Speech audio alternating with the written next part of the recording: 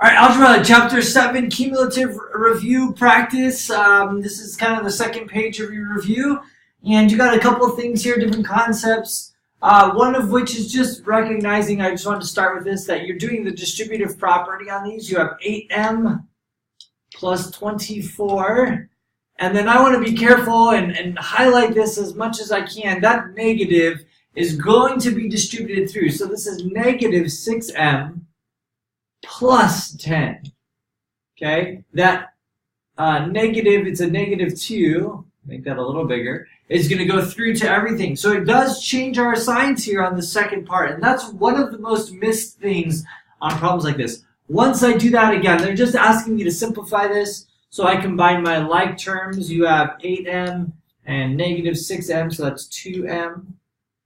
And then I have 24 and 10, so plus 34. Okay, that would be simplified in the way that they want it. So just making sure we're distributing our negatives. Okay, similar here, this one's got a little bit more on this end, but that negative is going to go through to every single one of these. So I've got negative 2r squared minus 8r plus 3, r squared minus 4. And then just combine my like terms here as well. So r and 2r, sorry, r squared and minus 2r squared is minus r squared. Okay, we could go next with the 4 and the 3. I'm going to put that on the very ends, negative 1. And then this last one here is just this minus 8r. Okay, so here would be my final answer. All right, I don't need to go through these ones too quick. My focus really is on this part. I think you guys are pretty good at combining your like terms. Obviously, we want to be careful about adding or subtracting positives and negatives, but really the key is making sure that that negative gets through to all 3 or 4, however many terms are here, that negative has to get to. All right. So again, similar on this one. So I'm not going to do this one. I just want to make sure I'll just do this last half. It's negative 3k to the third plus 2k squared plus 1. So just be aware of that and be careful of that. All right. This one, very similar. This is the distributive property. I just want to make sure that we remember when we're doing problems like this that we have to distribute these. So I would have 12n squared minus 9n. And we have to distribute this guy through. So then I end up with minus 8n plus 6.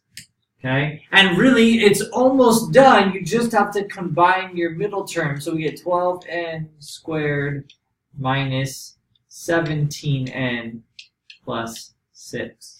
And that would be our answer. So kind of like double distribution, or sometimes well, we've talked about this. This is called FOIL, first, outer, inner, last. First would be here, the first guys, the outer guys, and then the inner guys, and the last. Okay, so if that's an easy way for you to remember that, that's great. I just normally call it distribution because the distributive property is something we're familiar with. Even when I look at FOIL or doing this, sometimes I've talked about the crab claw, right? It's a little claw kind of thing going on. So similar here, this one though, this one has a little bit of a shortcut. We've talked about this before, and we've been going over this recently actually a lot. When you see this, we've been talking about it backwards actually, but when you see something like this where it's the same first term, the same second term, but there's a plus and minus on both, that all you're going to do is write a squared minus b squared. So my final answer to this one is going to be x squared minus 36. I take x, I square it, I take 6 and I square it, I put a negative between them. Just to show you, with what we just did, I would do FOIL, or first, outer, inner, last, or the distributive property, and you would get x squared minus 6x plus 6x minus 36. And what happens is that these middle terms are going to disappear. They cancel each other out, equals 0. So what you're left with is x squared minus 36, or what we had here. Okay. On the final exam, knowing things like this and being able to jump from here to here that quickly is a huge time saver. Okay. So I'm mentioning it now because I want you guys to think through that to save you time. And I'll mention this too as well. There's another one. If I gave you something like this, a plus b times a plus b. There's a pattern for this one as well, or a minus b times a minus b. We'll look at one of these in a minute, but I would go back and review these because they are huge time savers for you on your final exam. So here's the one I was just talking about. This guy right here is actually 2d minus 1. When you square something, it's 2d minus 1. Okay? It is not 4d squared plus 1, where you just square this guy and square this guy. That's not how this works. Okay? So pay attention. There is a shortcut, but the way the shortcut works is a little different. First off, what I could do is distribution. I could do this. Okay? The shortcut, a little nicer. The shortcut says, try to do this here. Take this guy, or I'm going to actually, let me do it over here. Take this guy and square it. So it is 4d squared. 2 squared is 4. D squared is d squared. All right? Take this guy and square it. Negative 1 squared is positive 1. And then what you do is you take these guys multiplied together. So 2d times, I'll put parentheses, negative 1. Okay? So that's going to be negative 2d. And then I double that. All right? I'm going to double that. So it's negative 4d. Okay, the reason you double it is because what you're doing here is when you multiply, I'll try to show you here, when I multiply these guys together and these guys together, I actually have 2 of the same thing. Negative 1 times 2d and 2d times negative 1. So there's a doubling of that middle term. Okay? So again, process, I'll write it out here like this. If you have a, that's not a very good a minus b squared, it ends up equaling a squared plus b squared at the very end, and then minus 2ab. Okay, 2 times these guys multiplied together. Again, the negative is counting this as negative. If it's a plus b, it's literally the exact same thing except for plus 2ab.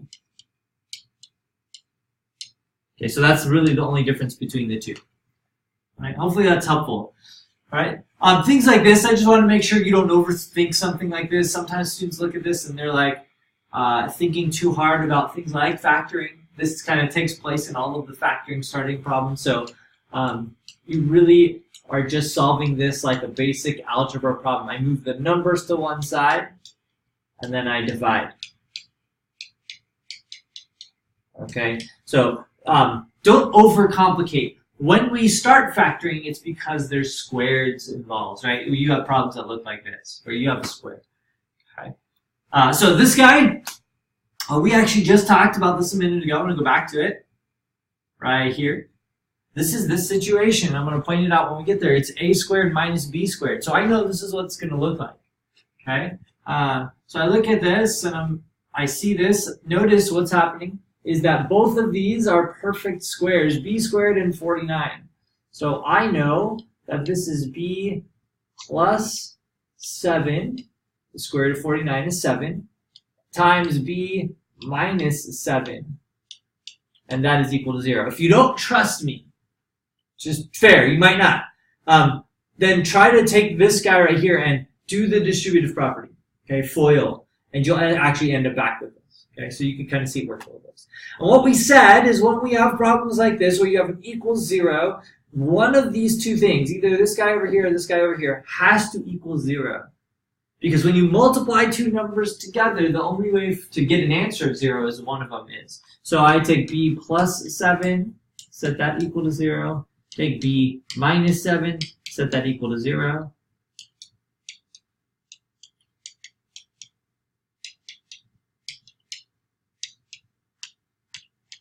And I get 2 answers. So B equals plus or minus positive and negative 7. You don't have to do this every time over here. If you recall, what we said is when you have this step, all you're going to do is take the opposite of this guy here and the opposite of this guy here. In this case, you end up with the plus or minus 7. This one, a little bit longer of a factoring problem. Okay. Now I know by looking at this really quickly, I know it's going to work. But the questions I'm going to ask myself: what numbers? Spelled what wrong? What numbers multiply to 45? Okay. Or you could ask it this way: what are the factors? Let's write factors here.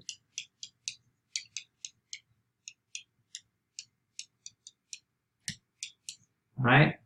And as I start to think through those numbers, secondly, I'm going to ask, do any of those add or subtract to 4? That's how I'm trying to figure this out. What two numbers multiply to this and add to this? So I know really quick, I've got 9 and 5. Notice 9 times 5 is 45. And because I want negative 4, I would have to do negative 9 plus 5. Negative 9 plus 5 is negative 4. So I set that up. Similar to the last problem, I'm going to take both of these. My final answer is going to be 9 and negative 5. Again, on all of these problems, I want you guys to recognize, and I would think it would be wise of you if you have time. Okay, your final isn't crazy long. Okay, if you have time, double check something like this. Hey, negative 5 squared minus 2 times negative 5. Oh, sorry, 4 times negative 5 minus 45. I would have 25 plus 20, which is 45. Minus 45. Does that equal 0? And the answer is yes. That means I have the right answer. Okay? So just be aware of that. All right? So factoring some of these. All of these can look different. These are kind of the things you're thinking through.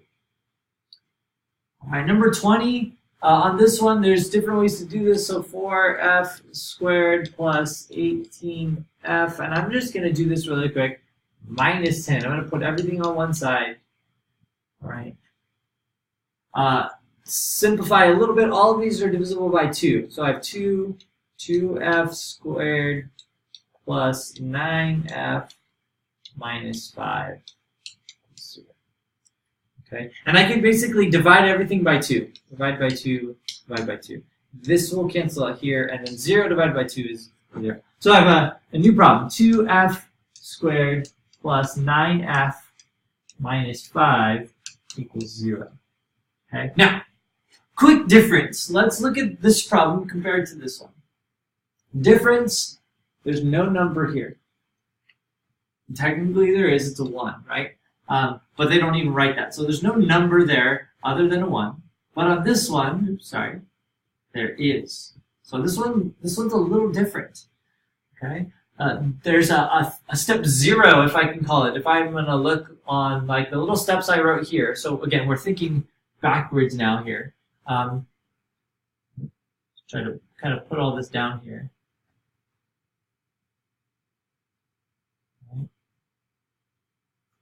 Apparently, this is all little steps. I'm going to put a step 0. And this is only for this situation. If there is a number here, what you have to do is first multiply first and last number together.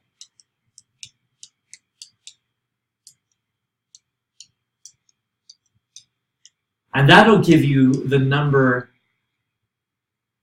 to think about right here. That'll give us the new number that we're going to deal with here. Okay? So I'm going to multiply 2 the first and the last. 2 times 5 is 10. So are there any numbers that multiply to 10 that add to 9? Yeah, sure, I can do this. 2f squared. And now what I'm going to write is this, okay? Plus 10f minus f minus 5 equals 0. So what I did is I rewrote this guy right here as this. Notice those are the same thing. 9f is the same as 10f minus f. So I wrote this as the same thing. Right? And the reason we do that is then we can group things together. I can group these together and they have in common 2f. What I'm left with here is f plus 5. And I could group these guys together and I could take out -1 and they have an f plus 5. Okay? So this is a little unique situation where I've got a number in front here and I do this a little trick, okay? Multiply the 2 and the 5 together and group that middle, this middle term, trying to think through what multiplies to or adds to 9. And then I kind of break things up. And so my final answer, I take this 2f and this -1, I put those into one parentheses. Because this is really the distributive property. The 2's being multiplied by both these guys, and the -1's being multiplied by both these guys. And since they're the same, I have this. Now notice, again, if I did this times this and this times this, that's this yellow stuff. And I think it's pink over here. This stuff over here is this one times this one. So they do say the same thing, and that equals 0. And so my final answer would be taking each one of these. So this guy right here is -5. And this guy right here, I'll write this one out, 2f minus 1. Again, you're setting it equal to 0, so you add 1 to both sides. Okay. And then I divide by 2. So 1/2 is another answer. Okay. And again, checkable. You can take all this, plug it back in, and make sure that it works. All right, and then 22. I just wanted you to see this one. There's a formula. Height times base 1 plus base 2 for something like this. So if I'm looking at this, I've got 1/2 the height, 2a minus 6, times base 1 plus base 2, 3a plus 4a plus 3. So I would simplify everything first, just to start off, okay? I need to find my answer here. So they just want me to kind of write in an expression, but I'm going to take 1/2 of this stuff right here, simplify this. So this is going to be a minus 3 times 7a plus 3. And now all I'm doing is the distributive property. And I'm going to let you guys do the rest. I just wanted to remind you of this formula for a trapezoid. This is the area of a trapezoid, which is what they're talking about here. And then you're just simplifying as much as you can. Again, distributive property. You'll get some expression with squares, a squares, and a's. All right, last one here. They wanted the distance between, and again, I'm not going to solve this one. I think you guys can handle it, but they want the distance between the bottom here. So they want between here and here, the distance, how far it is. Okay, it's really easy if you know what those 2 points are. And those 2 points are where your parabola, that's what the shape is, crosses the x-axis. And it crosses the x-axis when you have y equal to 0. Okay, so normally, you have this equation here. They're asking you, what are those things when y is 0? Well, we just solved a bunch of these equations. This is actually really simple because it's already simplified for us. If this equals 0, you're really focused on these 2 things and solving like we did. Go back to an easy one where we did it in detail. Solving just like this. Hey, if these 2 things equal 0, what did we do here? It's the same thing as you do on number 23. All right, hopefully all of this is pretty helpful, and if you have questions to follow up, don't hesitate to do so.